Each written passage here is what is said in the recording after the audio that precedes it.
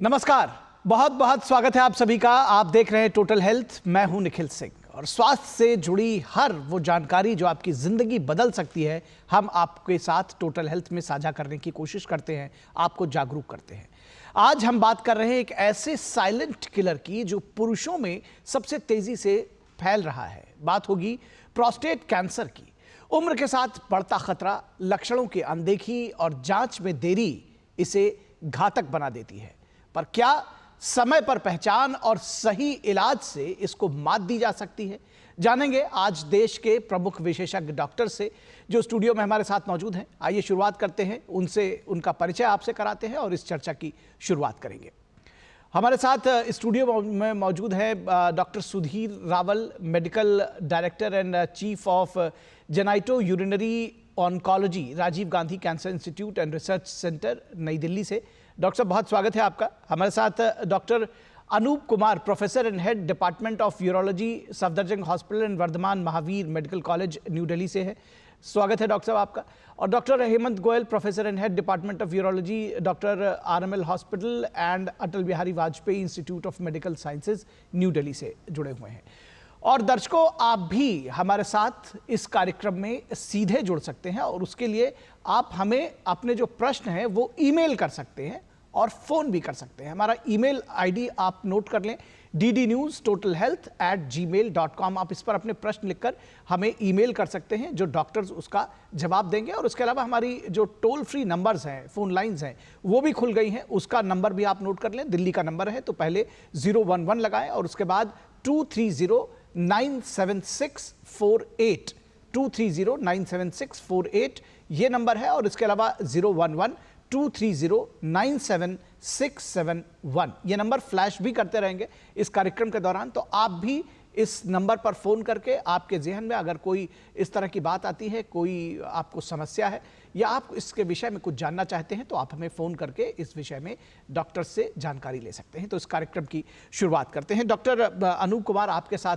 अगर हम इस चर्चा की शुरुआत करें, और सबसे पहले प्रोस्टेट ग्लैंड एक्चुअली है क्या, क्या शरीर में इसका महत्व है, क्या इसकी भूमिका है, इसके बारे में अगर हम जानना चाहें, कैसे समझाएंगे हमारे दर्शकों को इसके बारे में? प्रोस्टेट ग्लैंड एक ग्रंथि है जो यूरिनरी ब्लैडर, इसको मूत्राशय बोलते हैं, उसके नीचे स्थिति होती है और ये सिर्फ मेल्स में पाई जाती है।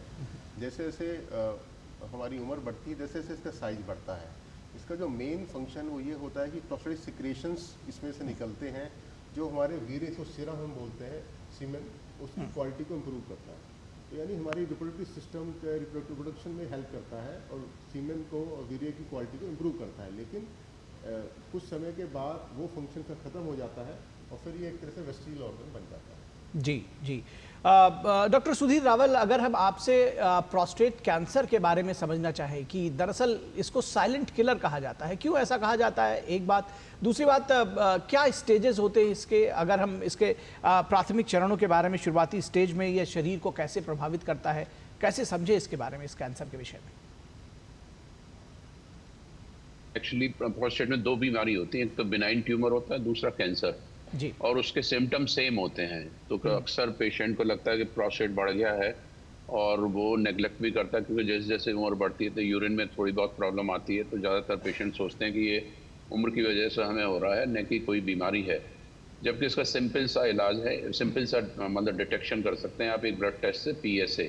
तो हम लोग एडवाइस करते हैं किसी भी नॉर्मल आदमी को, अगर यूरिनरी सिम्टम है, लेकिन यूरिन में रुकावट है या जल्दी जल्दी जाना है, बार बार आना है, तो उसे PSA एक टेस्ट कराएं, उससे आप इमीडिएटली मालूम कर सकते हैं। वरना तो होता क्या है, 90s में हमारे पास स्टेज 4 के ही कैंसर ज़्यादा आते थे। कैंसर में स्टेज 1, 2, 3, 4 होते हैं, जो लास्ट स्टेज है स्टेज 4 में ज़्यादा आते थे। लेकिन विद अवेयरनेस और तमाम जो अवेलेबिलिटी है टेस्ट की और सब इमेजिंग की, अब प्रोस्टेट के कैंसर के पेशेंट अब जल्दी आने लगे हैं, अर्ली स्टेज में आने लगे हैं, जो ट्रीट भी हो सकते हैं। और वरना तो जो लास्ट स्टेज में आते हैं उनमें हार्मोन थेरेपी का ट्रीटमेंट रहता है, जो बहुत ज़्यादा सर्वाइवल नहीं होता है। तो इसमें सिंपल चीज़ है। वैसे ये one of the commonest cancer है मेल में। अगर आप अमेरिका में देखें तो वो PSA स्क्रीनिंग टेस्ट करते हैं 50 साल की उम्र के बाद, हर एक बंदे की करते हैं। वो मास स्क्रीनिंग प्रोग्राम है, जबकि हमारे यहाँ वो नहीं है। हम लोगों को अपॉर्चुनिस्टिक है और जिसको सिम्टम है हम लोग उसी को स्क्रीन करते हैं, और उसमें भी हम लोग काफ़ी पेशेंट अर्ली पकड़ सकते हैं और उन्हें ट्रीट कर सकते हैं। तो जहाँ मास स्क्रीनिंग प्रोग्राम है वहाँ ये कॉमनेस्ट कैंसर है। जहाँ पर ये मास स्क्रीनिंग प्रोग्राम नहीं है, जैसे इंडिया में ये 4th कॉमनेस्ट कैंसर है, लेकिन आवर हॉस्पिटल अगर हमारे डेटा देखें तो 4th कॉमनेस्ट कैंसर है ये पुरुषों में। जी जी जी जी। डॉक्टर हेमंत गोयल, एक बात जो अक्सर सामने देखने में आती है कि कुछ लोगों को का प्रोस्टेट बढ़ जाता है और फिर कुछ लोगों को कैंसर डेवलप होता है। एक तो ये भी समझना चाहेंगे कि कैंसर दरअसल विकसित कैसे होता है और कैसे ये फ़र्क समझे, कैसे कब ये कैंसर में तब्दील हो जाता है, कैसे इस बात को समझ पाएंगे? देखिए, जैसे डॉक्टर रावल ने बताया कि ये दो तरीके से जो ये ज़्यादातर बीमारी 50 साल के बाद की बीमारी है, ज़्यादातर उन लोगों में पाई जाती है। अब या तो ये कैंसर नहीं है या कैंसर है, दोनों ही केसेस में प्रोस्टेट बढ़ सकता है। तो प्रोस्टेट अगर बढ़ रहा है तो वो कैंसर नहीं है, प्रोस्टेट बढ़ रहा है तो वो नॉर्मल बिनाइन प्रोस्टेट भी हो सकता है और कैंसरस प्रोस्टेट भी हो सकता है। तो जो आप सवाल पूछ रहे हैं कि अगर प्रोस्टेट बढ़ रहा है तो उसके एक सिम्टम होते हैं कि वो, क्योंकि वो मूत्राशय के नीचे होता है, ब्लैडर के नीचे है, तो पेशाब करने में दिक्कत होती है, उसको करने में रुक के आता है, बार बार आता है, रात में 3-4 बार उठना पड़ता है। इनको लगता है कि हम एक बार यूरिन करने के बाद पूरा नहीं हुआ। तो ये सिम्टम जनरल सिम्टम्स है, ये बिनाइन में भी आ सकते हैं, कैंसर में भी आ सकते हैं। तो जैसे डॉक्टर रावल सर ने बोला कि हमें इन सिम्टम्स को इग्नोर नहीं करना चाहिए, हमें इन सिम्टम्स के लिए डॉक्टर के पास जाना चाहिए। अगर अपॉर्चुनिस्टिक स्क्रीनिंग जैसे हमारे देश में है, तो जब भी इस सिम्टम्स के साथ किसी डॉक्टर के पास जाएंगे, वो एक सिंपल टेस्ट है PSA जो करेगा, जिससे ये बहुत अर्ली डिटेक्ट हो सकता है और हम डिफ्रेंशिएट कर सकते हैं क्या ये नॉर्मल प्रोस्टेट है बिनाइन या ये कैंसर की तरफ जा रहा है। और फिर इसके आगे इसका ट्रीटमेंट स्टार्ट होता है। जैसे फैलता है, पहले ये प्रोस्टेट में होता है, फिर ये बोन्स में जा सकता है, बोन में सबसे कॉमन जाता है, तो उससे रिलेटेड सिम्टम्स आते रहेंगे, prostate related, spread related, like bone related. तो इस तरीके से ये फैलता है। जैसे जैसे शरीर में फैलता जाएगा उस तरह से इसके सिम्टम बदलते जाएंगे। जैसे पहले कुछ भी सिम्टम नहीं होगा, फिर प्रोस्टेट रिलेटेड सिम्टम हो सकते हैं। अगर प्रोस्टेट बढ़ रहा है तो यूरिन ठीक से नहीं आना, रात में बार बार उठना, एक बार पूरा यूरिन क्लियर नहीं होना। अगर ये फैल गया है तो जनरली बोन रिलेटेड, कि पूरे बोन्स में पेन हो रहा है, खासकर स्पाइनल कॉर्ड में जो हमारी बैक बोन्स होती हैं उसमें पेन हो रहा है, फिर भूख ना लगना, वेट कम हो जाना, जो जनरल सिम्टम्स होते हैं। तो इसके सिम्टम्स के बारे में डॉक्टर अनूप आपसे समझना चाहेंगे कि इसके सिम्टम्स के बारे में समझना बहुत ज़रूरी है, इसीलिए शायद इसको साइलेंट किलर कहते हैं कि शायद इसके सिम्टम्स बहुत जल्दी लोगों को समझ में नहीं आते। तो कैसे इसके जो प्रोस्टाइटिस है उससे लेकर के और कैंसर होने तक के, अगर दोनों सिम्टम्स को समझना चाहें तो कैसे एक तो डिफ्रेंशिएट करेंगे, और क्या सिम्टम्स हैं जब लोगों को अलर्ट हो जाना चाहिए, डॉक्टर के पास जाना चाहिए, दिखाना चाहिए जाके? जैसे अभी डॉक्टर रावल सर ने और डॉक्टर हेमंत ने बताया, जो बिनाइन प्रोस्टेट होता है, जो सिर्फ प्रोस्टेट बढ़ता है जी, उसमें हमारे 2 प्रकार के सिम्टम्स आते हैं, ऑब्स्ट्रक्टिव और इरिटेटिव। ऑब्स्ट्रक्टिव सिम्टम्स में पेशेंट को लगता है कि मैं पेशाब करने जाता हूँ तो रुक के आता है, धार कम हो गई है, पास गिर जाता है, करने के बाद बूंद बूंद टपकता है और कुछ अंदर रह जाता है, उसको फील होता है। इरिटेशन में उसको रात में बार बार जाना पड़ता है, अर्जेंसी होता है, होल्ड नहीं कर पाता और कई बार निकल जाता है। ये जो सिम्टम्स होते हैं ये बिनाइन प्रोस्टेट में होते हैं, लेकिन अनफॉर्चुनेटली जो कैंसर प्रोस्टेट है उसके भी इनिशियल सिम्टम्स सेम होते हैं, इसलिए इसको साइलेंट किलर कहा जाता है, क्योंकि इनिशियल सिम्टम्स दोनों के सेम होंगे। लेकिन जैसे जैसे स्टेज बढ़ेगा प्रोस्टेट कैंसर का, तो पेशाब में खून आना कॉमन हो सकता है। उसके अलावा जैसे और स्टेज बढ़ेगा तो फिर उसको बोन में पेन, यानी पीछे बैक एक स्टार्ट हो जाएगा, या लीवर जाएगा तो जॉन्डिस हो जाएगा, लंग जाएगा तो उसको खून में, खांसी में खून आएगा। ये सब एडवांस फेज है, लेकिन अर्ली सिम्टम दोनों के बराबर होते हैं। आपने बोला प्रोस्टेटाइटिस में जो नॉर्मली यंग पेशेंट्स को होता है, जो कि सेक्सुअली एक्टिव होते हैं 20 to 40, 50, इसमें पेशेंट को हाई ग्रेड फीवर आता है जो कि नॉर्मल प्रोस्टेट में नहीं आएगा, और उसको बहुत ज़्यादा बर्निंग सेंसेशन होता है, जलन होती है और पेशाब में खून भी आ सकता है। तो ये बहुत ही टॉक्सिक कंडीशन होता है जिसको हम क्लिनिकली डायग्नोस कर सकते हैं। लेकिन जैसे आपने बोला साइलेंट किलर है, क्योंकि इनिशियल सिम्टम्स सेम होते हैं, इसलिए कोई भी पेशेंट जिसको यूरिनरी सिम्टम्स हैं उसको हमें, जैसे डॉक्टर रावल सर ने बोला, उसको अपॉर्चुनिस्टिक स्क्रीनिंग या हम आजकल स्मार्ट स्क्रीनिंग बोलते हैं, उसको हम PSA करके देखें। और एक फिंगर एग्जामिनेशन बहुत ज़रूरी होता है, जो फिजिशियन करता है, डॉक्टर करता है, फिंगर डाल के एक हार्ड नोड्यूल को फील करता है। अगर या तो हार्ड नोड्यूल है उसको, या PSA मोर देन 4 है, इन एब्सेंस ऑफ इन्फेक्शन, हम उसको फिर प्रोस्टेट कैंसर के लिए बायोप्सी के लिए लेके जाते हैं। तो ये समझने की ज़रूरत है दरअसल कि क्या जांच कराने की कोई उम्र है या डॉक्टर के पास तब जाएं जब कोई दिक्कत हो। फिलहाल इस विषय पर हम अपनी चर्चा को जारी रखेंगे। हमारे साथ डॉक्टर्स जुड़े हुए हैं। दर्शकों, आप भी हमारे साथ जुड़े रहिए। हम यहाँ रुकेंगे एक छोटे से ब्रेक के लिए, कहीं मत जाइएगा, जल्द हाजिर होंगे।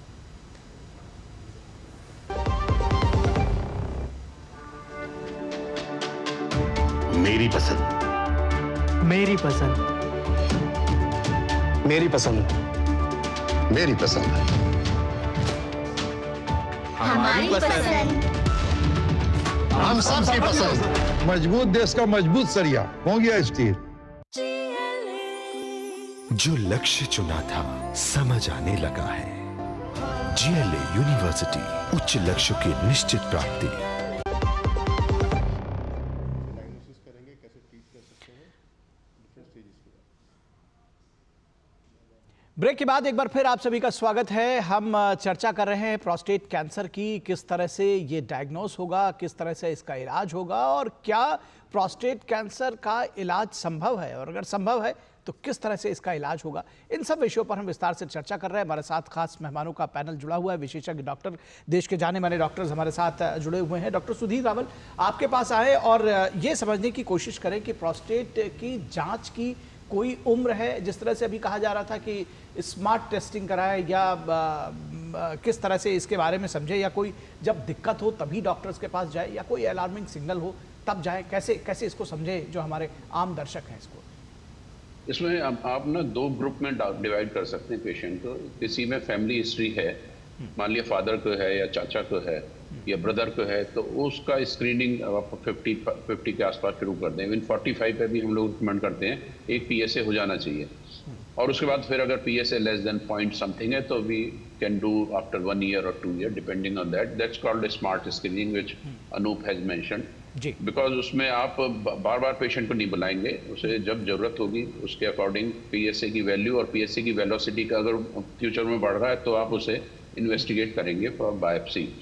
और दूसरे पेशेंट हैं जो नॉर्मल हैं, उनमें सिम्टम है नहीं है, इस पे डिपेंड करता है। जनरली हम लोग एडवोकेट करते हैं अगर पेशेंट को सिम्टम है तभी हम उसका PSA कराते हैं। मास स्क्रीनिंग हम लोग एडवोकेट नहीं करते। अमेरिका में होके वो छोड़ दी गई बिकॉज उसमें बहुत ज़्यादा ओवर ट्रीटमेंट हो रहा था। बहुत सारे ऐसे कैंसर डिटेक्ट हो रहे थे जो बिल्कुल इंडोलेंट थे, जिनका कोई मतलब फ़ायदा नहीं था ट्रीट करने का।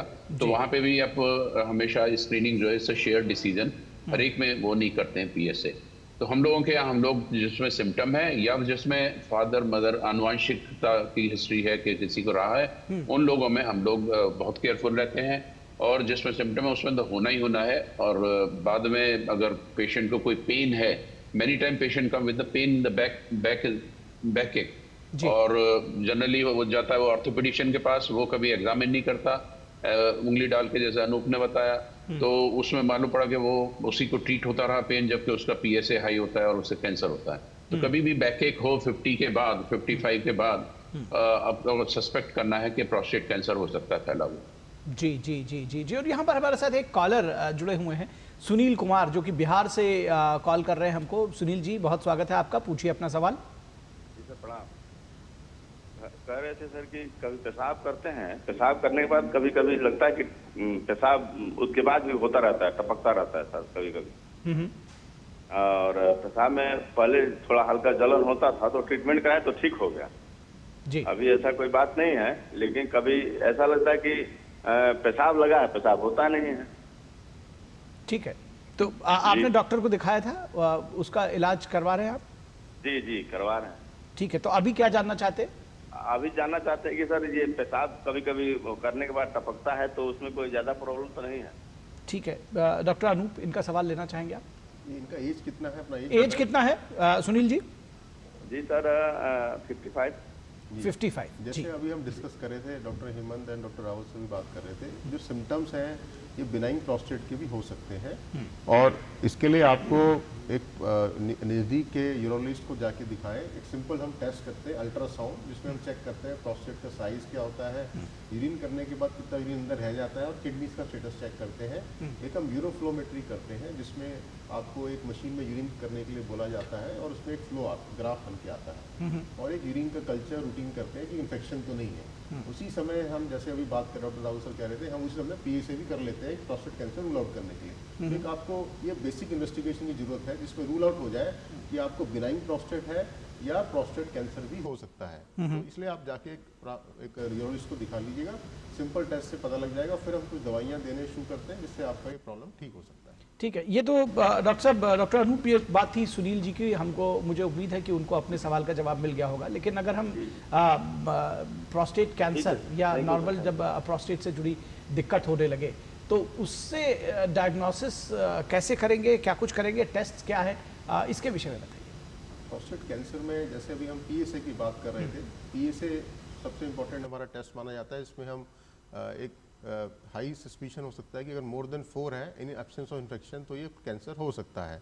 दूसरा मैंने DRE बताया था, फिंगर एग्जामिनेशन करके एक हार्ड नोड्यूल है, तो ये दोनों में से अगर एक है या दोनों है तो हमें प्रोस्टेट बायोप्सी के लिए जाना है। आजकल ये रिकमेंडेशन है कि बायोप्सी जाने से पहले हम एक मल्टी पैरामीट्रिक MRI करते हैं, जिससे हमें ये गाइड करता है कि हमें नॉर्मल एक हम बायोप्सी करते हैं 12 कोर्स, जो कि 6 कोर एक तरफ 6 कोर एक तरफ लेके बायोप्सी ले लेते हैं। बट अगर हम MRI कर लेते हैं तो वो हमें बेटर गाइड करता है कि हमें कहाँ से बायोप्सी लेना चाहिए।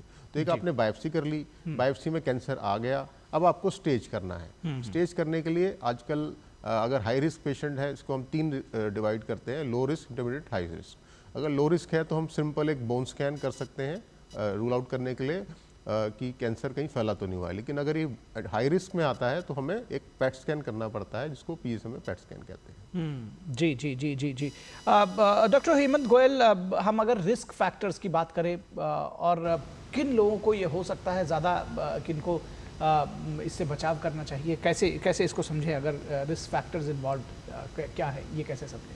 देखिए, इसके ये एक एज रिलेटेड डिजीज़ है। पहले ये समझना पड़ेगा हमें कि ये एज रिलेटेड डिजीज़ है। जैसे जैसे हमारी एज बढ़ती जाती है, 50 ईयर्स में इसका इंसिडेंस कम होता है, 60 में उससे ज़्यादा होता है, 70 में उससे ज़्यादा होता है, 80 में उससे ज़्यादा होता है। तो it is a age related disease. ये ऐसा बहुत कॉमन है कैंसर। अगर जैसे डॉक्टर रावल सर ने बोला कि अगर हम इसमें मास स्क्रीनिंग करते हैं तो हम अभी ये नंबर 4 पे, नंबर 1 पे इजीली हो जाएगा, क्योंकि इतना कॉमन है।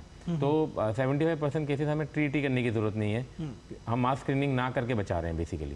तो ओवर ट्रीटमेंट हम बचा रहे हैं। अब जहाँ तक कारण की बात है, कारण इसके लिए बहुत स्पेसिफिक कारण नहीं है। सबसे इम्पॉर्टेंट जो है कि फैमिली हिस्ट्री।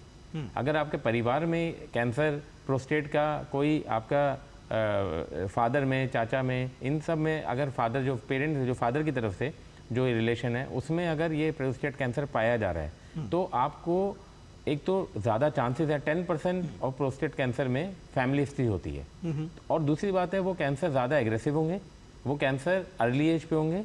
ठीक है, तो इन पेशेंट को हमें टारगेट करना चाहिए। या पेशेंट अगर अवेयर है कि मेरे फादर में, मेरे चाचा में प्रोस्टेट कैंसर था, तो क्योंकि अब ये हमारी जो जनरेशन है, ये वाली जनरेशन अवेयर होगी। एक जनरेशन पहले को पता ही नहीं होता था कि बीमारी क्या हुई है, किस बीमारी से।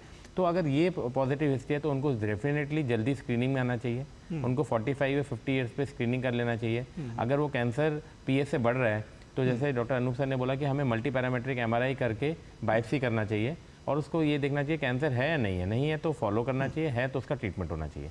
इसके अलावा इसमें थोड़ा ओबेसिटी, फैटी फूड, ये सब रिस्क फैक्टर माने गए हैं, बट सबसे इम्पॉर्टेंट हेरिडिटरी है, फैमिली हिस्ट्री। जी डॉक्टर हेमंत, जब आप कहते हैं कि ये हेरिडिटरी है, दरअसल अभी हमको इलाज की और दूसरी चीज़ें हम बात करेंगे, लेकिन अगर किसी एक व्यक्ति की फैमिली हिस्ट्री है तो वो क्या सावधानियां बरत सकता है? कुछ इस तरह की चीज़ें भी है या जस्ट आप अपना जो सेडेंट्री लाइफस्टाइल है वो ना रखें और एक सावधानीपूर्वक स्वस्थ जीवन शैली अपनाएं, क्या ऐसा ही रखें? देखिए, स्वस्थ जीवन शैली और एक्टिव लाइफस्टाइल से तो हमारे पूरा health system, immune system improve हो जाता है और वो हमें सिर्फ प्रोस्टेट कैंसर नहीं, सारे ही कैंसर्स को लड़ने की क्षमता ज़्यादा दे देता है और कोई छोटे मोटे कैंसर हमारी बॉडी खुद ही कंट्रोल कर सकती है।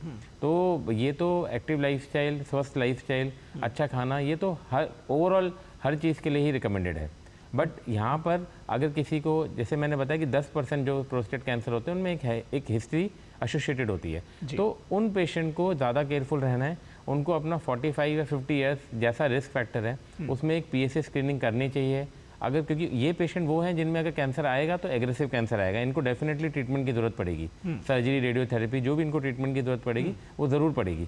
तो इन पेशेंट को बहुत सावधानी बरतनी चाहिए, हर साल अपना PSA करना चाहिए, उसी से ही अर्ली डायग्नोसिस कर लेंगे। इसमें बेसिकली प्रोस्टेट में अगर हम जल्दी डायग्नोस कर लेते हैं और उसका सही ट्रीटमेंट कर लेते हैं तो वहीं ख़त्म कर लेते हैं। इसका प्रॉब्लम ये है कि अगर हम इसको एडवांस स्टेज में डायग्नोस करते हैं तो फिर ये बियॉन्ड मतलब कंट्रोल, मतलब कि हम पूरी तरह से नहीं ख़त्म कर सकते, फिर हम इसे दबा सकते हैं, बहुत अच्छे ट्रीटमेंट अवेलेबल हैं। तो इसमें बहुत ज़्यादा प्रोग्नोस्टिकेशन, जो हमारा कैंसर से ठीक होने की संभावना है, एकदम 0%, 100% से 0% चली जाती है। तो इसमें अर्ली डायग्नोसिस बहुत ज़रूरी चीज़ है।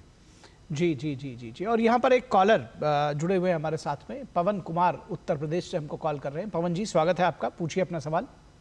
नमस्कार सर, मेरा सवाल ये है कि मेरे पिताजी का प्रोस्टेट बढ़ गया था अभी कुछ 2022 के आसपास, तो उनका तो सर्जरी होगी सर। आपकी आवाज़ ठीक से नहीं आई, एक बार फिर से अपना सवाल पूछिए।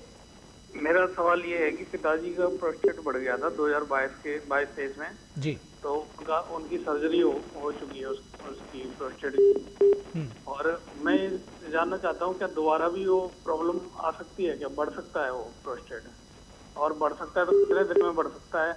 और सर मेरी भी आनुवांशिक कारण की वजह से पता नहीं कैसे मुझे भी रात को 3-4 बार होता है और ऐसा लगता है कि अभी पूरी तरीके से हुई नहीं। और ठीक है, क्या मुझे भी ये प्रॉब्लम हो सकती है? ठीक है। आपकी उम्र क्या है? मेरी उम्र 33 साल है, 33। 37। ठीक है, डॉक्टर सुधीर रावल, आप इनका सवाल लेना चाहेंगे? हाँ जी जी। तो इनका फादर का जो ऑपरेशन हुआ है most probably benign prostate enlargement है, जिस तरह ये बता रहे हैं, क्योंकि कैंसर में तो फिर आगे ट्रीटमेंट की जरूरत पड़ती है। ये जरा मालूम कर लें कि बायोप्सी रिपोर्ट क्या है। कई बार ये होता है कि ऑपरेशन हो गया और बायोप्सी रिपोर्ट देखी नहीं गई, या कुछ हो गया, लापरवाही हो गई, या जल्दी में कहीं वो आई नहीं डॉक्टर के सामने, तो वो जरूर देख लें कि वो बिनाइन है या मैलिग्नेंट है, मतलब कैंसर है। अगर वो बिनाइन प्रोस्टेट है तो ये दोबारा रीग्रो कर सकते हैं, 5 से 10 साल में आ सकता है, दोबारा ऑपरेशन भी करना पड़ सकता है। और इनके जो सिम्टम हैं वो तो मेरे ख्याल में प्रोस्टेट से रिलेटेड नहीं है। 33 इन्हें या तो ब्लैडर इंस्टेबिलिटी है कुछ और, उसके लिए यूरोलॉजिस्ट से मिलना चाहिए, और वो मेरे ख्याल में दवाओं से ही ठीक हो जाएंगे। इनकी कोई प्रोस्टेट की नहीं है। लेकिन फादर को अगर प्रोस्टेट कैंसर है, हालांकि इनकी हिस्ट्री से नहीं लग रहा कि उन्हें कैंसर है, तो वो है कि अर्ली PSA हो जाना चाहिए अराउंड 45, और उसके अकॉर्डिंग आगे का डिसीजन होगा। ही मस्ट मेक श्योर कि बायोप्सी रिपोर्ट क्या है अपने पापा की। ठीक है डॉक्टर सुधीर रावल, इसी से एक सवाल और हमारे पास आ रहा है, मुझे मेल आ रहा है कि जो नॉर्मल PSA लेवल है किसी 70 वर्ष के उम्र के व्यक्ति के लिए, तो वो क्या होगा, और डेंजरस PSA लेवल क्या होता है, क्या होगा? देखो, जैसे अनूप ने और हेमंत ने बताया, 0 to 4 हम लोग वैल्यू मानते हैं, और 70 पे अगर वो 3.5, 3.4 है, हम लोग इतना नहीं बॉदर करेंगे। लेकिन वही अगर 55 या 50 पे 4 है तो हम लोगों को प्रॉब्लम है, उसे इन्वेस्टिगेट करना चाहेंगे। स्पेशली एक PSA रिपीट करेंगे 3 या 6 महीने बाद, और वो इंक्रीज हो रहा है तो उसका MP MRI, मल्टीपैरामीट्रिक MRI करके उसे देखना चाहेंगे कोई सिग्निफिकेंट लीजन तो नहीं है। तो 70 पे 0 to 4 के अगर बीच में है तो I am not bothered, I just follow with the patient, there is no hurry. लेकिन उसका PSA जरूर, अगर 4 भी है तो PSA 6 महीने बाद एक बार जरूर करा लें। अगर वो इंक्रीज कर रहा है तो इन्वेस्टिगेट करें। ठीक है, मुझे लगता है कि दोनों लोगों को अपने सवाल का जवाब मिल गया होगा। इसको अगर आगे समझना चाहें डॉक्टर अनूप कुमार की ट्रीटमेंट ऑप्शंस की जब बात करते हैं, एक बार डायग्नोज हो गया तो ट्रीटमेंट ऑप्शंस क्या हो सकते हैं? क्या सिर्फ दवाएं होंगी, सर्जरी होगी, कौन सी थेरेपीज, कैसे इसको समझें? जैसे हम अब डिस्कस कर रहे थे कि स्टेज, हम इसको नॉर्मली पहले तो स्टेजिंग करेंगे अगर कैंसर है तो। जी, पहले हम इसको स्टेज करते हैं। जैसे हम लास्ट टाइम बता रहे थे कि इन्वेस्टिगेशन किया, हमने इसको 3 स्टेज में डिवाइड करते हैं। लोकलाइज्ड प्रोस्टेट कैंसर जो प्रोस्टेट के अंदर रहता है, लोकली एडवांस प्रोस्टेट कैंसर जो प्रोस्टेट के थोड़ा बाहर चला जाता है, आसपास के ऑर्गन्स को इन्वॉल्व कर लेता है, और थर्ड स्टेज होता है मेटास्टेटिक जो पूरे बॉडी में फैल जाता है। जो फर्स्ट स्टेज है लोकलाइज्ड प्रोस्टेट कैंसर, उसमें हमारे पास ऑप्शन जो हैं आजकल रोबोटिक रेडिकल प्रोस्टेक्टमी, यानी हम कैंसर को रोबोट की मदद से पूरा प्रोस्टेट निकाल देते हैं, जिससे पेशेंट को अर्ली रिकवरी मिल जाती है, और उसका जो है कॉन्टिनेंस भी, जिसकी वजह से पेशेंट डरता था कि मेरे को पेशाब लीक करेगा, वो नहीं होता, और उसका इरेक्शन को भी हम बचा सकते हैं और कैंसर भी कंट्रोल हो जाता है। इसको हम रेडिकल प्रोस्टेक्टमी रोबोटिक वे से कर सकते हैं, पहला ऑप्शन। दूसरा ऑप्शन होता है रेडिएशन थेरेपी दे सकते हैं, और कुछ सिलेक्टेड पेशेंट में सर्वेलेंस पे भी रख सकते हैं कि बिना कोई सर्जरी के उनको खाली फॉलोअप में रखें। जो लोकली एडवांस प्रोस्टेट कैंसर है, इसमें हम सर्जरी कर सकते हैं रोबोटिक जैसे रेडिकल प्रोस्टेक्टमी, लेकिन उसके साथ साथ हमें कुछ और ट्रीटमेंट देना पड़ेगा। वो जो रेडिएशन थेरेपी भी हो सकता है और साथ में हार्मोनल ट्रीटमेंट भी दे सकते हैं साथ में। ये सेकंड ऑप्शन है for locally advance prostate cancer. या अगर पेशेंट अनफिट फॉर सर्जरी है तो खाली रेडिएशन और हार्मोनल ट्रीटमेंट दे सकते हैं। तो लास्ट स्टेज तो कैंसर, जैसे डॉक्टर रावल सर भी बोल रहे थे, इसमें हम नॉर्मली हार्मोनल ट्रीटमेंट से स्टार्ट करते हैं, जिसमें या तो पेशेंट को इंजेक्शन लगाते हैं जो हर 3 मंथली 6 मंथली लगता है, या हम पेशेंट का टेस्टिस को निकाल देते हैं, दोनों को एक ही बराबर माना जाता है। इसको हार्मोनल ट्रीटमेंट कहते हैं। बट आजकल कुछ एडवांस चीज आ गई है कि इसके साथ साथ हम कुछ दवाइयां देते हैं, जिसको हम इम्यूनोथेरेपी कहते हैं, और कीमोथेरेपी देते हैं। तो ये एज पर स्टेज हम उसको देते हैं। ठीक है, तो इसको थोड़ा समझना चाहें, अगर डॉक्टर हेमंत गोयल जैसे कि सर्जरी की ज़रूरत कब पड़ेगी क्या? जैसे कैंसर एक बार डिटेक्ट हुआ, स्टेज उसकी की गई और उसके बाद सर्जरी की जाएगी या फिर थेरेपीज चलेंगी?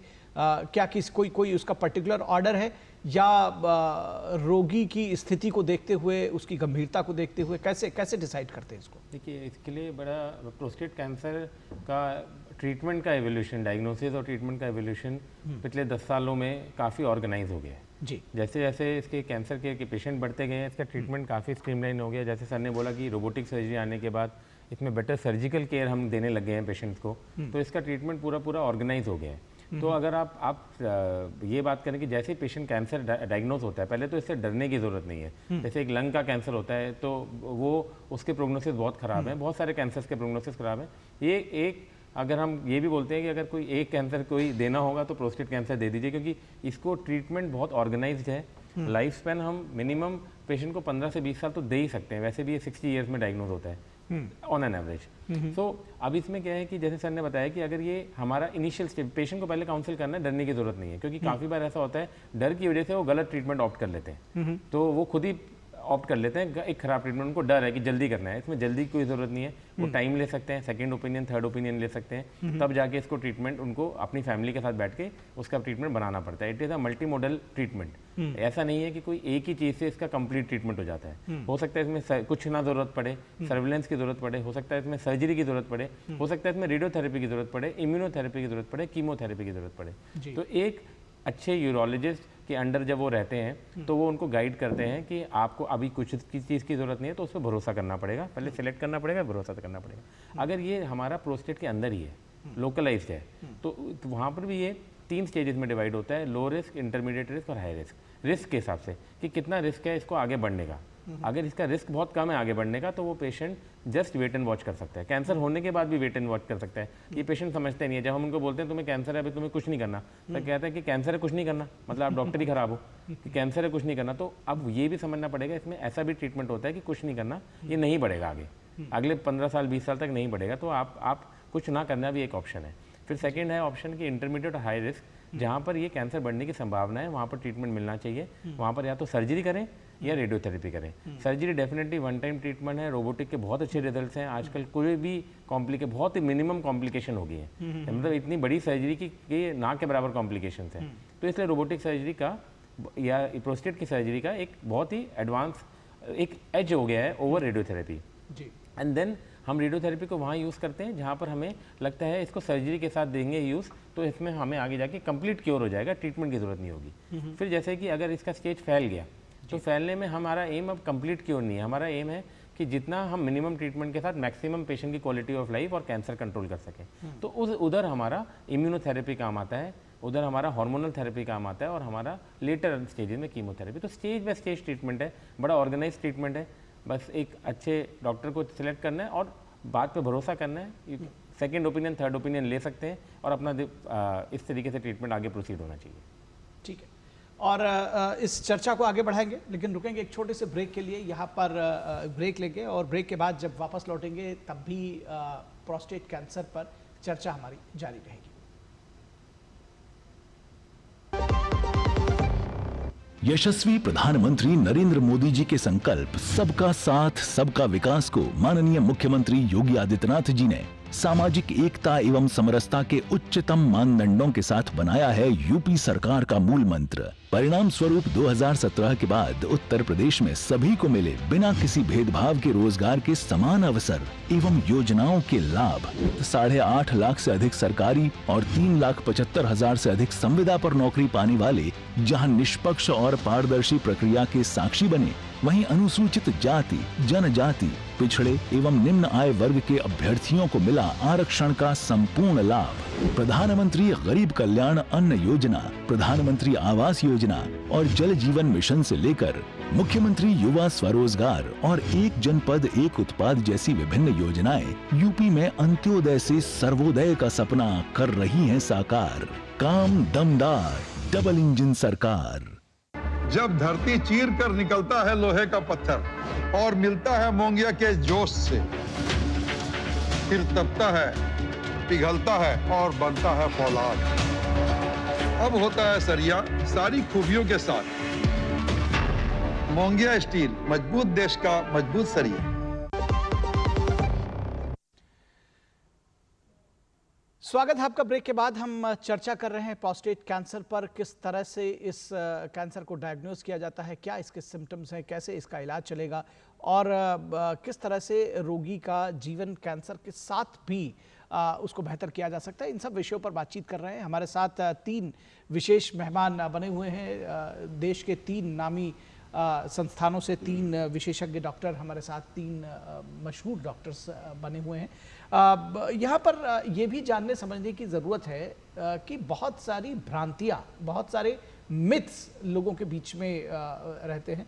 तो इनसे जुड़े हुए कुछ सवाल हम लेना चाहेंगे अपने डॉक्टर से और ये जानेंगे कि वो कौन कौन से मिथ्स हैं। कुछ मिथ्स देंगे, कुछ भ्रांतियाँ देंगे और दरअसल उसको अपने डॉक्टर से पूछेंगे। तो सबसे पहले जो भ्रांति है वो ये है कि जो प्रोस्टेट कैंसर है वो क्या सबसे सिर्फ बुजुर्गों में ही होता है? डॉक्टर सुधीर रावल, इसको कैसे समझना चाहिए इस सवाल को? ये मेनली तो बुजुर्गों की बीमारी है, पर इसका मतलब ये नहीं है कि यंग में नहीं होता। हमने 38-39 इयर्स के पुरुष भी देखे हैं जिनमें ये कैंसर पाया जाता है जी। तो ये ना समझे कि केवल बुजुर्गों में हुआ, और जो यंग पेशेंट होते हैं उनमें ये बड़ा एग्रेसिव होता है, ये भी प्रॉब्लम है। तो स्पेशली जिनमें फैमिली हिस्ट्री होती है उनमें तो बहुत ही ज़्यादा एग्रेसिव होता है और यंग्स में होता है। तो ये बिल्कुल भी उसमें ना रहें कि ये बुजुर्गों में ही होगा। तो अगर यूरिनरी सिम्टम है इवन एट द 40 इयर्स की एज पे है तो आप प्रोस्टेट की जांच कराएं, पीएसए भी कराएं, क्योंकि आप जल्दी अगर पकड़ सकते हैं तो जल्दी ट्रीट कर सकते हैं, रिजल्ट्स बेटर होंगे। और यंग में अगर कैंसर हो गया, अगर वो नहीं जल्दी डिटेक्ट हुआ तो बहुत जल्दी फैलता है और वो लाइफ लिमिट कर देता है। जी, निश्चित तौर पर तो ये एक भ्रांति है, तो इसको भी दर्शक निश्चित तौर पर समझ रहे होंगे। और एक और भ्रांति जो लोगों के बीच में है कि पीएसए लेवल बढ़ा है यानी रोगी को कैंसर है, कैंसर ही है, इस बात की गारंटी समझते हैं लोग अगर पीएसए लेवल बढ़ा है। डॉक्टर अनूप? हाँ, ये भी एक भ्रांति है क्योंकि पीएसए बढ़ने के बहुत सारे कारण होते हैं। जैसे मैं शुरुआत में बताया, यूरिनरी इन्फेक्शन एक बहुत कॉमन कारण है। अगर आपको यूरिन ट्रैक्ट इन्फेक्शन है तो पीएसए बढ़ जाता है, हम उसको ट्रीट करते हैं तो पीएसए नॉर्मल आ जाता है। उसका दूसरा कॉमन है क्रॉनिक प्रोस्टेटाइटिस, एक बीमारी होती है जिसमें प्रोस्टेट के अंदर जाके एक इन्फ्लेमेशन चलता रहता है जो कि इन्फेक्शन में भी नहीं आता है, लेकिन वो बाद में जब हम एमआरआई करते हैं पता लगता है क्रॉनिक प्रोस्टेटाइटिस और बायोप्सी में आता है। तो ये 2 कॉमन कारण हैं जिसमें पीएसए बढ़ जाता है। उसके अलावा कुछ और कारण भी हैं, अगर आपने कोई इंस्ट्रूमेंटेशन कराया, रिसेंट सर्जरी कराई, एंडोस्कोपिक सर्जरी, तो भी पीएसए बढ़ जाता है। तो इसलिए ये जरूरी नहीं है कि अगर पीएसए बढ़ गया तो आपको कैंसर ही है। जी जी जी। एक और मिथ, भ्रांति जिसके विषय में जानना चाहेंगे कि प्रोस्टेट कैंसर के इलाज से यौन क्षमता खत्म हो जाती है, ये इसको कैसे समझे डॉक्टर हेमंत? देखिए, ऐसा ये भी भ्रांति है क्योंकि अभी हमारे पास अगर कैंसर ये प्रोस्टेट, अगर हम बिनाइन प्रोस्टेट का ट्रीटमेंट करते हैं तो भी हमारे सेक्सुअली एक्टिव जो पेशेंट होते हैं उनके लिए ट्रीटमेंट डिफरेंट है, सर्जरी डिफरेंट है। जो सेक्सुअली एक्टिव नहीं है उनके लिए सर्जरी डिफरेंट है। तो उनमें तो हम पेशेंट को देख के उसकी नीड के अकॉर्डिंग ही सर्जरी प्लान करते हैं। तो अगर वो सेक्सुअली एक्टिव है तो उसमें ये समस्या नहीं होगी अगर प्रॉपर सर्जरी दी जाएगी। जहाँ तक कैंसर प्रोस्टेट की बात है तो कैंसर प्रोस्टेट की जो सर्जरी है उसमें डेफिनेटली एक जो यौन क्षमता है वो कम होने की संभावना होती है, ठीक है। बट वो पेशेंट की कैपेसिटी के हिसाब से कि पेशेंट कितना एक्टिव लाइफस्टाइल जी रहा है, तो वो, और वैसे भी ये बीमारी 70, 60, 70, 80 साल के पेशेंट में ऑपरेट होता है, तो वहाँ पर एक संभावना होती है कि यौन क्षमता कम हो सकती है। बट ये संभावना है, ऐसा नहीं है कि हर पेशेंट में कम हो जाएगी या फिर हर पेशेंट में रह जाएगी। तो ये तो काउंसलिंग हम पेशेंट को करते हैं कि हाँ ये संभावना है, इस संभावना को समझते हुए अपना बेटर ट्रीटमेंट चुने, हम उसकी सहायता करते हैं और वो बेटर जो ट्रीटमेंट उसकी रिकॉर्ड नीड के हिसाब से उसको ट्रीटमेंट दिया जाता है। ठीक है। और यहाँ एक कॉलर हमारे साथ जुड़े हुए हैं, कॉल कर रहे हैं PS चौहान, जो कि मध्य प्रदेश से कॉल कर रहे हैं हमको। PS चौहान जी, पूछिए अपना सवाल। सर मैंने जो है वो करवाया था TURP सर, जो है TURP के बाद बायोप्सी में प्रोस्टेट कैंसर डिटेक्ट हुआ था जो है जी। तो जी मैं हार्मोनल थेरेपी ले रहा हूँ सर, ल्यूपैक्सल 22.5 इंजेक्शन हर 3 महीने में लगवाता हूँ सर जो है, लेकिन अब PA से फिर बढ़ना शुरू हो गया, 5.41 हो गया है। तो क्या फिर से खतरा है क्या सर जो है? क्या उम्र है आपकी? उम्र मेरी 72 सर। ठीक है, डॉक्टर हेमंत आप इनका सवाल लेना चाहेंगे, समझ पाएँ क्या? देखिए ये क्लासिकल ट्रीटमेंट पैटर्न है पेरिफेरी का, एक तरीके से मैं बोलूँगा। अगर ये दिल्ली में होते हैं डॉक्टर रावल सर के बाद डॉक्टर अनूप है हमारे साथ, तो मैं आपको क्लासिकली बोल रहा हूँ ये ट्रीटमेंट नहीं चलता, क्योंकि पहली बात है कि prostate cancer surgery, benign surgery के बाद डिटेक्ट होना हमारे सेटअप में एटिपिकल है, क्योंकि हम सब पेशेंट का PSA कराते हैं, तो 99% तो ये पहले डिटेक्ट हो जाता है। अब क्या हुआ होगा कि वहाँ पर कहीं ट्रीटमेंट कराया, PSA नहीं कराया, जो भी है, अब इनका सर्जरी के बाद डिटेक्ट हुआ। अब उसके बाद भी जो है ट्रीटमेंट हमारे पास ऑप्शन होती है, हम सर्जरी तब भी हम कैंसर की सर्जरी रोबोटिकली कर सकते थे, एक स्टेज डायग्नोस करके, इनका स्टेज नहीं पता होगा, और हम लोग रेडियोथेरेपी भी दे सकते थे। फिर ये क्योंकि बाहर पेरिफेरी में अवेलेबल नहीं होता काफ़ी जगह, तो सबसे आसान ट्रीटमेंट होता है हार्मोनल ट्रीटमेंट। तो इनको हार्मोनल ट्रीटमेंट में डाल दिया गया, जो टेस्टोस्टेरोन को नीचे कर देता है, और कुछ साल तक पेशेंट कैंसर फ्री जैसा रह जाता है कि PSA एकदम डाउन हो जाता है। बट ये कभी ना कभी बढ़ेगा, जो इनका स्टेज है, अब इनका स्टेज हो गया CRPC, कि ये हार्मोन थेरेपी को भी रिफ्रैक्टरी हो गए हैं। तो अब इनको क्या करना चाहिए, इनको आज भी इनके पास ऑप्शन है, किसी अच्छे यूरोलॉजिस्ट को दिखाएं जहाँ पर फैसिलिटीज़ अवेलेबल हैं, वहाँ पर इनकी रीस्टेजिंग होगी कि आज की डेट में क्या स्टेज है। अगर आज भी ये लोकलाइज्ड होगा तो अभी भी ये डेफिनेटिव ट्रीटमेंट ले सकते हैं। बट अगर ये एक स्टेज के मेटास्टेटिक हो गया, बोन में चला गया, तो भी ट्रीटमेंट अवेलेबल है। बट देन वो इम्यूनोथेरेपी या कीमोथेरेपी वाले ट्रीटमेंट्स अवेलेबल हैं, या हार्मोनल थेरेपी के भी एडवांस ट्रीटमेंट अवेलेबल है। तो इनको बहुत बेसिक ट्रीटमेंट मिला है, प्रॉपर स्टेजिंग कराना चाहिए इस स्टेज पे, और राइट ट्रीटमेंट की तरफ जाना चाहिए। जी जी जी जी। और एक बात और डॉक्टर सुधीर रावल, कुछ लोग ईमेल जस्ट करके वो जानना चाहते हैं कि उनके पिताजी की उम्र 70 वर्ष है, उनको 2 वर्ष पहले सर्जरी हुई थी, और अब ऐसा लगता है कि वो फिर से उनका जो कैंसर है वो दोबारा उनको हो रहा है, क्योंकि उनको लीवर की कुछ दिक्कत होने लगी है, पीलिया हो गया है, जॉन्डिस हो गया है, और वो ठीक नहीं हो रहा है। ये एक्चुअली जैसे अभी हेमंत ने भी बताया कि ये पेशेंट CRPC स्टेज में, मतलब कैस्ट्रेट जो हार्मोन से रिफ्रैक्टरी हो गया, हार्मोन को नहीं रिस्पॉन्ड कर रहा है, और अगर पीलिया हो गया तो लिवर में है, this is not a good situation at all. ये most of the time last stage में होता है, और पीलिया में हम कीमोथेरेपी दे सकते हैं, ना ही एडवांस हार्मोन थेरेपी ज़्यादा दे सकते हैं। पहले तो पीलिया का कारण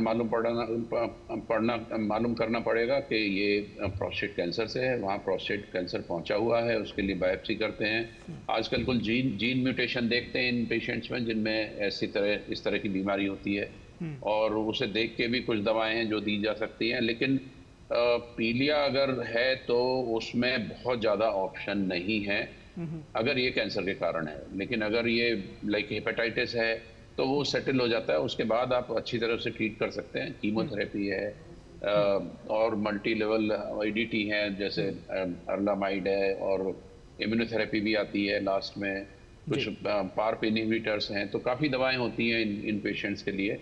लेकिन पहले पीलिया इन्वेस्टिगेट करने का पड़ेगा। अगर ये कैंसर की वजह से है तब तो मेरे ख्याल में आपको ज़्यादा उम्मीद नहीं है, ज़्यादा कुछ कर नहीं सकते हैं। लेकिन अगर कैंसर की वजह से नहीं है तो ज़रूर है कि ट्रीटमेंट करा जा सकता है। यानी कि एक बार जब जॉन्डिस सेटल हो जाएगा तभी आगे इलाज चलेगा। हाँ, जॉन्डिस ठीक हो जाएगा तभी इलाज कर पाएंगे, वरना कोई भी इलाज देंगे वो नुकसान ही करेगा, कोई फायदा नहीं करेगा। जी जी जी जी। डॉक्टर अनूप, कुछ लोग ये जानना चाहते हैं कि मेरे पास सवाल जो आ रहे हैं कि कौन सी थेरेपी बेहतर है, तो इसको कैसे समझना चाहिए कि अलग अलग रोगी के हिसाब से अलग अलग, जैसा कि अभी डॉक्टर हेमंत ने भी बताया, आप इसको रिटरेट करना चाहिए। देखिए, थेरेपी की जो बात कर रहे हैं वो जैसे हमने डिवाइड कर दिया, सर्जिकल थेरेपी हो गया जिसमें हम रोबोटिक रेडिकल प्रोस्टेक्टमी कर रहे हैं, दूसरा रेडिएशन थेरेपी हो गया, और एडवांस केसेस में, मेटास्टेटिक केसेस में हम हार्मोनल ट्रीटमेंट की बात कर रहे हैं, कीमोथेरेपी और इम्यूनोथेरेपी की बात भी कर रहे हैं। तो ये हर एक पेशेंट प्रोफाइल में अलग होता है। पेशेंट प्रोफाइल के हिसाब से इसको चूज़ किया जाता है, उसके स्टेज के हिसाब से, और उसके पेशेंट का क्या रिस्क फैक्टर हैं, क्या और को एग्जिस्टिंग डिजीज़ हैं। तो अगर हम बात करते हैं लास्ट स्टेज की, इसमें हमारे पास ऑप्शन है, हार्मोनल ट्रीटमेंट है, तो मैंने 2 ऑप्शन बताए थे, या तो टेस्टिस निकाल सकते हैं जो कि कॉस्ट इफेक्टिव है, इसमें ज़्यादा खर्चा नहीं आता, या इंजेक्शन लगा सकते हैं जो 3 मंथली 6 मंथली होता है। जो हम बाकी जो ट्रीटमेंट की बात कर रहे हैं, हार्मोनल ट्रीटमेंट के बाद अगर वो फेल हो जाता है तो आजकल और ड्रग्स यूज़ करते हैं, और इम्यूनोथेरेपी और कीमोथेरेपी जो बात करते हैं इसको सीक्वेंसिंग बोला जाता है। तो आजकल जो एम्फेसिस है वो डबल थेरेपी और ट्रिपल थेरेपी पर जा रहा है कि हम पेशेंट को शुरुआत में ही 2 पद्धति को कंबाइन कर दें, यानी कि हम हार्मोनल ट्रीटमेंट भी दे सकते हैं, साथ में हमने इसको कीमोथेरेपी ऐड कर दिया, और या फिर हम इम्यूनोथेरेपी ऐड कर दिया, या फिर ट्रिपल थेरेपी, मतलब तीनों को ऐड कर दिया। तो ये हर एक पेशेंट के प्रोफाइल के हिसाब से डिसाइड किया जाएगा। ये नहीं कह सकते कि एक पद्धति बेटर है और दूसरी ख़राब है। हर एक पेशेंट का प्रोफाइल और स्टेज के हिसाब से हम डिसाइड करते हैं, और जैसे जैसे रिस्पांस आता है, जैसे डॉक्टर हेमंत ने बताया, सपोज आपने एक थेरेपी दिया और उसको रिस्पांस नहीं आ रहा, तो वो CRPC हो गया, यानी वो कैस्ट्रेट रेजिस्टेंट प्रोस्टेट कैंसर हो गया। अब उसको आपको दूसरे स्टेज पे, दूसरी थेरेपी पे जाना पड़ेगा। ऐसा होता है कि दूसरी थेरेपी भी फेल हो जाती है तो तीसरी पे जाना पड़ता है। तो ऐसे करके सीक्वेंसिंग हम करते हैं, और जो भी थेरेपी कारगर हो जाती है, रिस्पॉन्स होती है, उसको हम कंटिन्यू करते रहते हैं। जी जी जी जी। और ये कॉलर हमारे साथ जुड़े हैं, उत्तर प्रदेश से कॉल कर रहे हैं हमको, रूपेश जी, पूछिए अपना सवाल। अच्छा, नमस्कार डॉक्टर साहब जी, मैं शाहजहानपुर से बोल रहे हैं। मेरे फादर की उम्र 74 है। उनको 2 साल पहले ये प्रोस्टेट में प्रॉब्लम हुई थी, तो डॉक्टर ने चेक करके टेस्टल्स निकाल दिए थे। क्योंकि शुगर और बीपी की प्रॉब्लम थी तो उनको कीमो वगैरह मना करा था। तो अब थोड़े दिन सही चलता रहा, अब उनको रात में फिर या कभी कभी बाथरूम रुक जाती है। और दूसरा क्वेश्चन ये है कि मेरी भी उम्र 51 साल है, रात में 3-4 बार मुझे बाथरूम के लिए जाना पड़ता है। ज़रा बताइए। जी जी। डॉक्टर सुधीर, क्या आप इनका सवाल लेना चाहेंगे? हाँ जी, मैं इनके फादर का जैसे ये बता रहे हैं कि वो हेमंत ने जो केस का आंसर किया था, प्रॉपर स्टेजिंग हुआ कि नहीं हुआ है ये हमें नहीं मालूम है, बिकॉज प्रॉपर स्टेजिंग होना बड़ा जरूरी है, उसके अकॉर्डिंग आप ट्रीटमेंट कर्टेल कर सकते हैं। लेकिन अब क्योंकि टेस्ट निकाल दिए हैं और PS अभी ये कह रहे हैं कि यूरिन की प्रॉब्लम आ रही है इन्हें, जी जी, तो जरूरी नहीं है कि वो बीमारी आ रही हो, पहले PSA करा लें। साथ में अगर प्रोस्टेट का ऑपरेशन नहीं हुआ है पहले तो वो हेल्प कर सकता है, प्रोवाइडेड अल्ट्रासाउंड में हमें मालूम पड़े कि उनका यूरिन रुक रहा है या यूरोफ्लो रेट में उनका पुअर फ्लो है, तो वो चीज़ सॉर्ट आउट करी जा सकती है इजीली। लेकिन एटलीस्ट बोन स्कैन या PSA में पेट स्कैन जरूर करा लें, और उसकी स्टेजिंग, डिजीज की स्टेजिंग हो जाएगी और हमें मालूम पड़ जाएगा कि आउटकम क्या रहेगा आगे के लिए। जहाँ तक इनका जो अपने लिए जो सवाल है, ही इज 51 और फैमिली हिस्ट्री है, फादर को है, तो इनका PSA होना बहुत जरूरी है। जी जी जी जी। और अगर वो हाई है या मान लिया नॉर्मल रेंज में भी है, तब भी उसे साल भर में या 6 महीने पे, depending on the normal range में कितना है, 6 महीने या साल भर में फिर रिपीट होना चाहिए। ठीक बात है। डॉक्टर हेमंत, कुछ लोग ये भी जानना चाहते हैं कि रिलैप्स करना या what are the chances of recurrence, ये भी ये समझना चाहते हैं, और ख़ास तौर पर 5 साल के बाद कुछ लोग बता रहे हैं कि 5 साल पहले हुआ था, फिर से एक बार हुआ, तो क्या चांसेस है, इसको कैसे देखना चाहिए? क्या इसको रोका भी जा सकता है या कोई तरीका है? जैसे हम बार बार बता रहे हैं कि प्रोस्टेट एक ऐसा कैंसर है जिसमें हमें सही ट्रीटमेंट करना है, आसान ट्रीटमेंट नहीं है ना। ज़्यादातर पेशेंट क्या होते हैं, क्योंकि एज 60-70 में आ रहे हैं, तो सोचते हैं अब तो ये उम्र ही नहीं है ऑपरेशन कराने की, तो वो आसान ट्रीटमेंट की तरफ जाते हैं। आसान ट्रीटमेंट, जैसे मैं एग्जांपल देता हूँ, जब हम पढ़ते थे 15 साल 20 साल पहले, तो 100 में से 99 पेशेंट कैंसर प्रोस्टेट मतलब ऑर्किडेक्टमी करना, टेस्टिस निकाल देना। आज की डेट में 100 में से 99 पेशेंट को हम नहीं ऑर्किडेक्टमी करते। हमारा उसके लिए इतने अच्छे ट्रीटमेंट्स अवेलेबल हो गए हैं, जिसमें अगर हम पूरा ट्रीटमेंट, पूरा क्योर दे देंगे तो रिकरेंस और रिलैप्स होने के चांसेस बहुत कम है।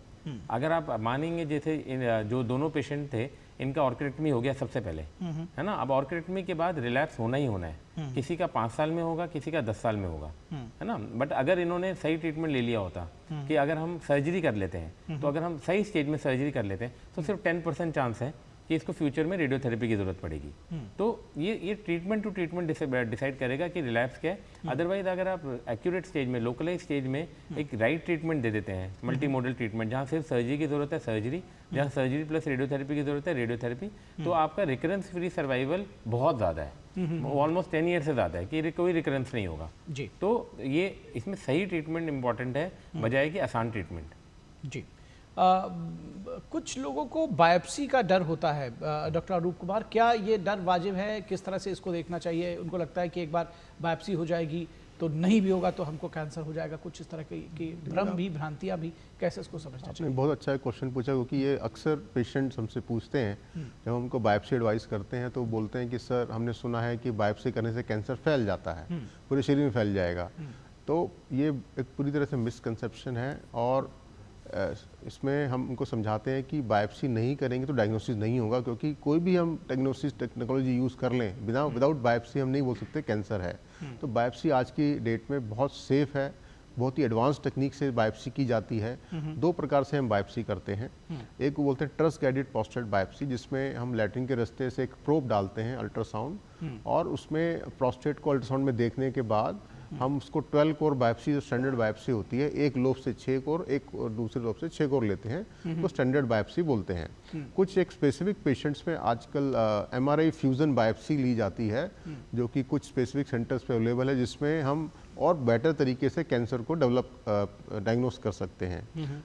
इस दोनों ही टेक्नोलॉजी से अगर हम करते हैं कोई डरने की ज़रूरत नहीं है, आपको कोई कॉम्प्लिकेशन नहीं होता है, प्रॉपर तरीके से की जाती है। पेशेंट को आधे घंटे से 40 मिनट्स में ये बायोप्सी हो जाती है। विदिन 1 आवर पेशेंट घर जा सकता है, ये डे केयर प्रोसीजर है, और उसके बाद 2 या 3 दिन के बाद पेशेंट अपना नॉर्मल एक्टिविटी कर सकता है। तो बिल्कुल एक तरह की भ्रांति है। बायोप्सी बहुत सेफ प्रोसीजर है, इसको कराने के बाद ही हम इसको डायग्नोस कर सकते हैं, इससे बिल्कुल ना घबराएं। जी जी जी जी। डॉक्टर हेमंत, जब हम इसके ट्रीटमेंट की बात करते हैं तो क्या कुछ इसके साइड इफ़ेक्ट्स भी हो सकते हैं? इसको भी समझना चाहिए। देखिए, ये तो हमें किसी भी दवाई, किसी भी ट्रीटमेंट के साइड इफ़ेक्ट्स होते हैं और ये पेशेंट को काउंसिल करना बहुत ज़रूरी है। तो अगर हम सर्जरी की बात करें तो सर्जरी में 2 चीज़ें हम जो पेशेंट को हमेशा बताते हैं, बजाय general side effect, infection, bleeding, ये सब तो बहुत मिनिमम है। बट एक 2 इंपॉर्टेंट साइड इफेक्ट है जो हमें बताना चाहिए पेशेंट को, कि एक उसको टेम्परेरी यूरिन लीकेज रह सकता है, क्योंकि कहीं ना कहीं प्रोस्टेट हमारा यूरिनरी कॉन्टिनेंस में काम करता है कि आज हम बैठे हैं और यूरिन लीक नहीं हो रहा। ब्लैडर की एक क्षमता होती है यूरिन को इकट्ठा करने की, तो उसमें कहीं ना कहीं प्रोस्टेट भी हेल्प करता है।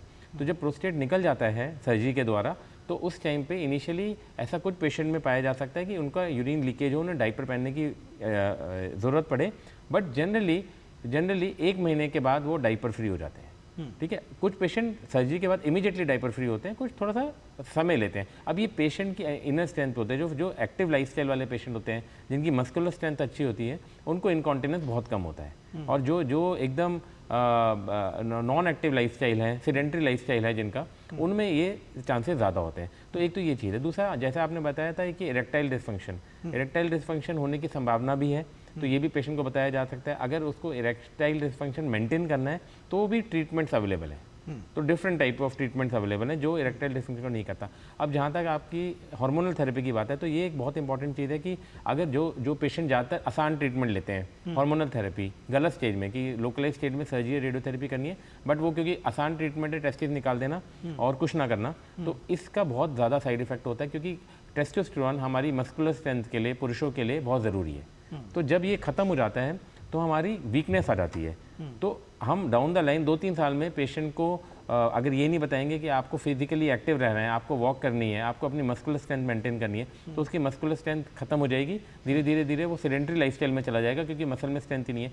तो यहाँ पर कैल्शियम देना पड़ता है, विटामिन D3 देना पड़ता है, पेशेंट को बताना पड़ता है कि आपको अपना एक एक्टिव लाइफस्टाइल रखना है एट दिस एज। तो ये बहुत ज़्यादा ज़रूरी है हार्मोनल। इसके बजाय अगर हम कीमोथेरेपी या इम्यूनोथेरेपी ले रहे हैं तो उसके अपने साइड इफेक्ट हैं। बट 2 इंपॉर्टेंट चीज़, सर्जरी के साइड इफेक्ट 2 जो मैंने बताया आपको, इरेक्टाइल फंक्शन और इनकॉन्टिनेंस, टेम्परेरी इनकॉन्टिनेंस।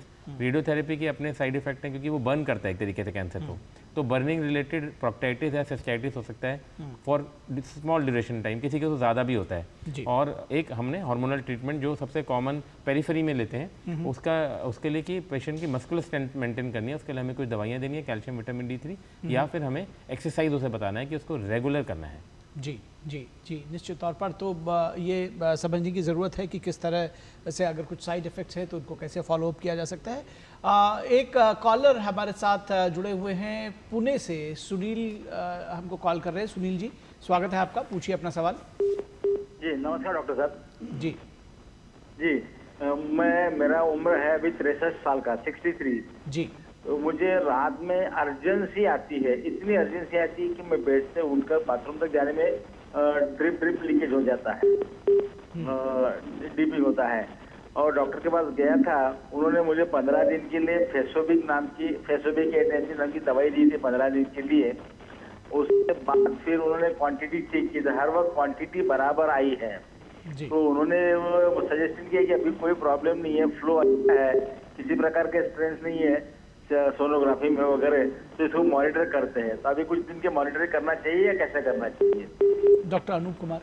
ये जैसे बात कर रहे हैं, जो सिम्टम्स हम डिस्कस कर रहे थे ऑब्स्ट्रक्टिव इरिटेटिव, तो इनका जो अर्जेंसी वाला जो पार्ट इनका ज़्यादा है। तो देखिए 2-3 चीज़ों को ध्यान रखना पड़ेगा कि ये जो सिम्टम है प्रोस्टेट की वजह से हो सकता है, जैसे हम बात कर रहे हैं, जो कि बिनाइन और कैंसर दोनों हो सकता है। दूसरा डायबिटीज़ की वजह से भी हो सकता है कि डायबिटिक पेशेंट्स में एज सच अर्जेंसी और फ्रीक्वेंसी ज़्यादा होती है। और तीसरा कारण हो सकता है पेशेंट को इन्फेक्शन, यूरिनरी ट्रैक्ट इन्फेक्शन हो जाए बिकॉज ऑफ एनी कॉज। तो इनको एक अच्छे यूरोलॉजिस्ट को जाके दिखाना चाहिए। जैसे उन्होंने अल्ट्रासाउंड उन्होंने कराया, उसमें कुछ नहीं आया जैसे बता रहे हैं, वहाँ पर 2-3 चीज़ें ध्यान देखनी जरूरी है कि अल्ट्रासाउंड जब कराते हैं कि प्रोस्टेट का साइज़ कितना है, यूरिन करने के बाद कितना अंदर रह जाता है, कोई अंदर स्टोन तो नहीं बन गया है, क्योंकि कई बार प्रोस्टेट पेशेंट में स्टोन भी बन जाता है। अपर ट्रैक जो किडनीज हैं उसमें कोई चेंजेस तो नहीं, कोई सूजन तो नहीं आ गई है। तो फिर एक फ्लो, जैसे हम बात कर रहे थे यूरोफ्लोमेट्री, वो करना जरूरी है कि फ्लो कैसा आ रहा है। और यूरिन का जैसे हमने एग्जामिनेशन के लिए बात किया था, वो एक आपको कराना चाहिए, रूटीन और कल्चर, साथ साथ किडनी फंक्शन टेस्ट और PSA भी कराना चाहिए। तो अभी जैसे आपने कहा एक दवाई शुरू किया, आपने उससे कुछ आराम मिला, कुछ नहीं मिला, तो अभी आपको प्रॉपर पहले एक डायग्नोसिस करना है। उसके लिए सारी इन्वेस्टिगेशन, जो बड़ी बेसिक इन्वेस्टिगेशन है, और जो यूरोलॉजिस्ट है डेफिनेटली एक फिंगर एग्जामिनेशन करके भी आपको देखेगा, जैसे हम बात कर रहे थे, कोई हार्ड नोड्यूल तो नहीं है। तो फिर ये सारी चीज़ें एक एक करके रूल आउट हो सकती हैं। हर एक चीज़ का अलग ट्रीटमेंट है। बिनाइन प्रोस्टेट का ट्रीटमेंट अलग है, और जो अर्जेंसी है उसमें दवाई खाने के 7 दिन के बाद ये असर आना शुरू हो जाता है। ऑन द अदर हैंड, अगर इसको इन्फेक्शन है तो इन्फेक्शन के ट्रीटमेंट अलग है, उसको एंटीबायोटिक देना पड़ता है। अगर पेशेंट को डायबिटीज़ की वजह से ज़्यादा प्रॉब्लम आ रही तो डायबिटीज़ को कंट्रोल करना पड़ेगा। तो हर एक बीमारी का अलग इलाज है, बट एक प्रॉपर एक आपको पहले डायग्नोसिस बनाना पड़ेगा। जी डॉक्टर सुधीर रावल, इलाज के बाद किन चीज़ों पर नज़र रखनी चाहिए या फॉलोअप कितना ज़रूरी है, किन चीज़ों का ख्याल रखना चाहिए, इसको कैसे समझें? इसमें 2-3 चीज़ें हैं। अगर लोकलाइज डिजीज़ है और सर्जरी हुई है या रेडिएशन हुआ है तो उसमें PSA एवरी 3 मंथ्स कराते हैं, एटलीस्ट फॉर 2 इयर्स। और अगर वो नेग्लिजिबल है, लाइक हम सर्जरी के बाद कहते हैं 0.01 है, 0.001 ऐसे कुछ चल रहा है 2 इयर्स तक, तो हम उसे 6 मंथली कर सकते हैं। और 6 मंथली भी 3 साल ऐसे चलता है, आप ईयरली भी कर सकते हैं, बट बीच में एक बार जरूर करा लें। लेकिन अगर मान लिया एडवांस डिजीज है तो उसमें भी PSA से ही मॉनिटर करते हैं। साथ में उसमें बोन हेल्थ के लिए एक DEXA स्कैन होता है, वो देखना होता है। जो अभी बताया कि हार्मोन थेरेपी के साइड इफेक्ट्स में बोन हेल्थ खराब हो जाती है, हेमंत ने बोला, तो वो DEXA स्कैन जरूर करना होता है। कैल्शियम देखना होता है पेशेंट का हमेशा जब वो आता है, और PSA वैल्यू देखते हैं। अगर PSA नेग्लिजिबल है या वो एक लेवल पे जाके रुक गया है, तब हम सोचते हैं, ये माना जाता है कि बीमारी अभी नहीं आ रही है। लेकिन अगर PSA बढ़ने लगा या सिम्टम आने लगे, सिम्टम हो सकता है बैक एक होने लगा, या पेन कहीं होने लगा, या भूख कम लगने लगी, या लिथार्जी होने लगी, वीकनेस आने लगी, अगर ये आने लगे तो फिर पेट स्कैन कराते हैं हम लोग। PSA में पेट स्कैन या bone scan, ultrasound, X-ray chest, ये सब इन्वेस्टिगेशन करा के देखते हैं कहीं ऐसा तो नहीं बीमारी आ रही है, तो उसके अकॉर्डिंग फिर ट्रीटमेंट चेंज होता है इन पेशेंट्स में। जी, जिस तरह रहता है। जी जी जी। डॉक्टर हेमंत, नई रिसर्चेस, जैसे आप बार बार कह रहे हैं कि पिछले 10-12 वर्षों में बहुत इलाज का तरीका चेंज हुआ है, तो नई रिसर्चेस क्या है इस क्षेत्र में, या AI आजकल बहुत ज़्यादा उसकी बात होती है। AI जनरेटेड या AI डिपेंडेंट ट्रीटमेंट क्या कुछ आए हैं, नई रिसर्चेस क्या है, कैसे इसको समझ? देखिए, ऑनगोइंग रिसर्चेस हो रही हैं। सर्जरी में काफ़ी डेवलपमेंट हुआ है, सर्जिकल फील्ड में।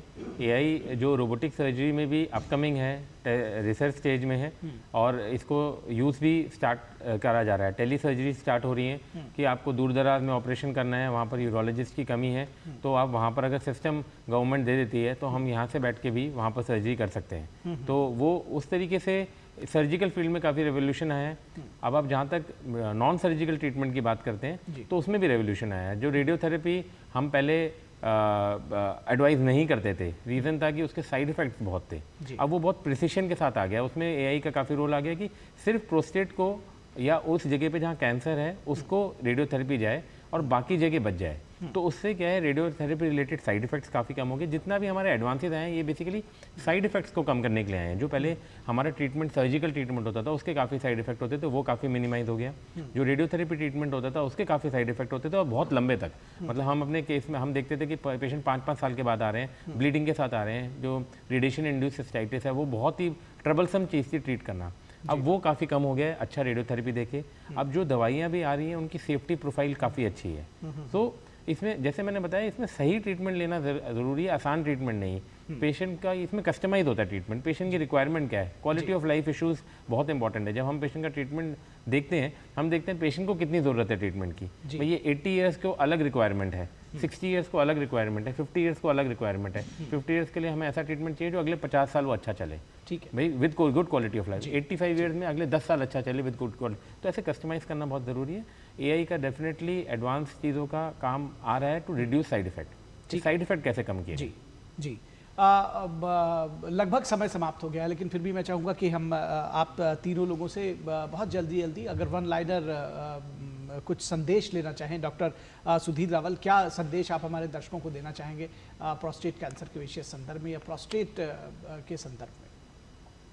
उसमें मैं बताना चाहूँगा कि आप कभी भी आपको यूरिनरी सिम्टम है उन्हें इग्नोर नहीं करिए, बिकॉज वो कुछ भी हो सकता है, कैंसर भी हो सकता है, नॉन कैंसर भी है, लेकिन वो आगे बढ़ भी सकता है। और कभी कभी वो ब्लैडर कैंसर के भी सिम्टम ऐसे ही होते हैं जैसे प्रोस्टेट के हैं।